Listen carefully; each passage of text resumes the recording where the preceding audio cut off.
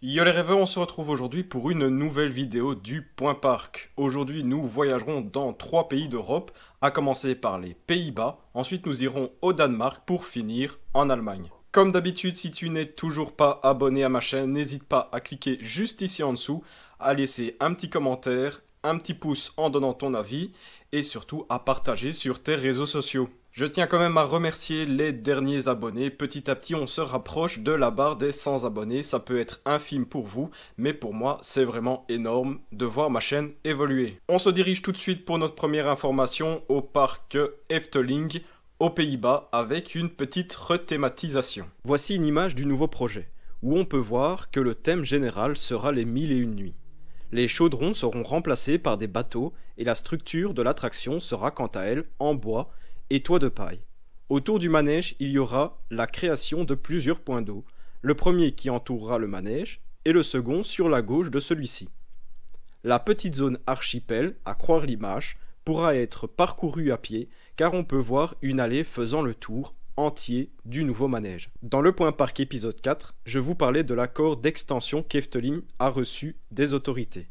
Cette zone qui se trouve derrière l'attraction Vogelrock sera donc sur la thématique de l'Orient. Je vais bien sûr programmer une visite à Efteling pour vous montrer un peu les changements qu'il y a eu dans ce parc durant le confinement avec la nouvelle zone, l'aire de jeu, le parc Ness et justement cette rethématisation de Monsieur Cannibal. Pour notre deuxième information, on se dirige donc au Danemark dans le parc de Farup Sommerland. Le parc danois est sorti de nulle part avec la vidéo d'un projet de coaster prévu pour avril 2022. Le nom de cette nouvelle machine est Phoenix, Phoenix en danois. Avant la période Covid, je comptais y aller, mais j'attendrai l'ouverture de cette attraction pour y faire ma première visite. Le coaster vient du constructeur Vekoma, qui pour moi revient bien au devant de la scène avec ses nouvelles attractions. L'attraction de nouvelle génération fera 40 mètres de haut pour une vitesse de 95 km/h et un parcours de 905 mètres de long. Les trains seront composés de 4 voitures, pour un total de 16 personnes par ride, pour un rendement de 900 personnes par heure. En termes de sécurité, nous sommes ici avec un lap bar, comme on peut trouver sur Conda ou Taron. Le coaster présentera quand même 14 figures, dont un looping revu par Vekoma juste après la first drop, pour vous donner une sensation d'apesanteur de 2,5 secondes. Au cours du ride, on cumulera un total de 9,2 secondes d'apesanteur, mais une des figures que j'ai hâte de découvrir, comme vous avez pu le voir dans cette vidéo, c'est cette vrille à l'intérieur de la gare. Et avant la pandémie, je comptais aller dans ce parc, mais vu l'annonce de cette attraction, je vais tout simplement attendre la fin de sa construction pour vraiment avoir une première impression au top du top pour ce parc. Pour notre dernière information, on se dirige en Allemagne, à Movie Park, où là, il y a les premières images de l'attraction dont je vous parlais dans le Point Park précédent, et surtout un objet insolite que j'ai vu sur Instagram. Et oui, dimanche passé, je vous parlais de l'ouverture imminente de la nouvelle attraction de Movie Park Germany.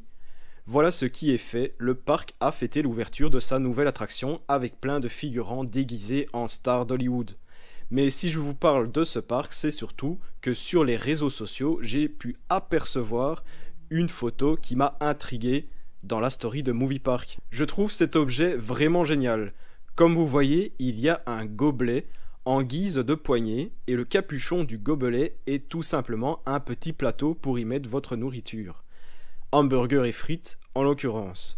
Il y a bien sûr une paille passant à travers le plateau pour atteindre votre boisson. Alors pourquoi je trouve cet objet insolite? Eh bien tout simplement lorsqu'un parc sera bondé, en période d'été, la période actuelle, il est parfois difficile de trouver une table accessible pour y déposer son plateau.